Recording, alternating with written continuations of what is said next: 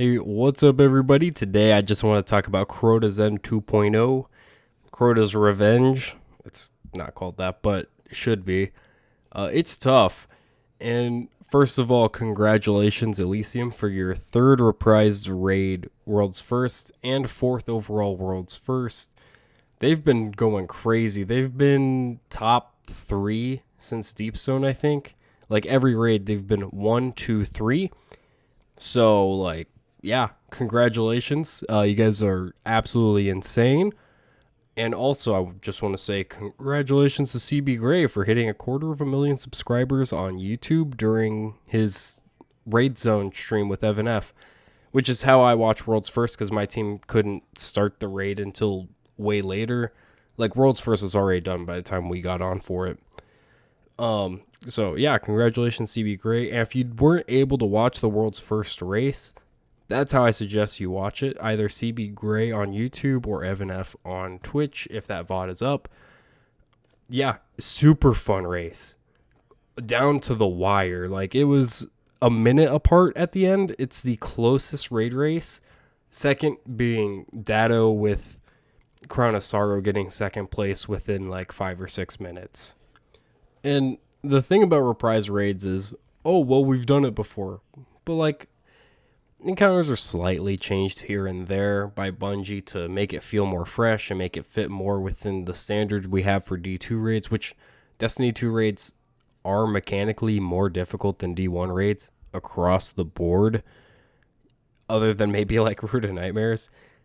Just because, like, we are more powerful, our characters are, so they need to use mechanics to counteract that, and mechanics and raids they're just fun to do.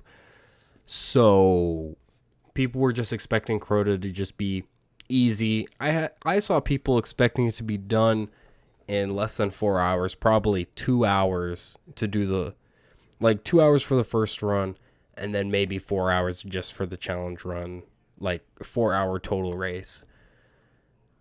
The first run, the first Crota kill ever in the world was like 3.5 hours. Absolutely insane. And I just want to do a little rant here. If you're mad at Elysium because 3 of their 4 belts are from reprised raids, just stop. Everyone has the information what the old encounter mechanics were, and they are changed a little bit here and there, so it is a little different and fresh, but everyone has that advantage, okay? That's not on them. But Crota's End is so different. I know some of the mechanics that got leaked. I was made aware of that. And, everyone has that advantage, but still, it was tough. Like, there's parts of it. Like, in the beginning, I'm going to admit, my team spent a little too long there. Definitely not my fault. I definitely didn't equip Eager Edge into a pendulum to get thrown into a hole multiple times. That didn't happen. But yeah, no, the enemies aren't difficult to deal with, which is kind of weird because I was fully expecting red bars to tank bullets. But really, it's just the sword bearers and the gatekeepers that have way too much health, which is what contest mode should be. But difficulty was pretty solid. But in the first encounter, if you haven't done Crota's End, it's very different from D1. You're being swarmed by thralls, but they're not the threat. The threat is the pendulums, because the hitboxes on them I don't think they're bugged. I think Bungie just made them too big. So it's either way too big of a hitbox on the pendulum or server issues. Because I swear to God, you'll be past that for a while, and you'll just get picked up and thrown off the map. It's super annoying. If there's one thing I would change about the Crota's End remake, it's the pendulums. I would find another mechanic to piss people off other than the pendulums, because I'm fucking tired of them. They just randomly hit you and kill you. It's so annoying. I had one swing at me. It didn't even hit me the first time, but I was wedged in a corner just right to where it instant killed me because it was able to hit me twice.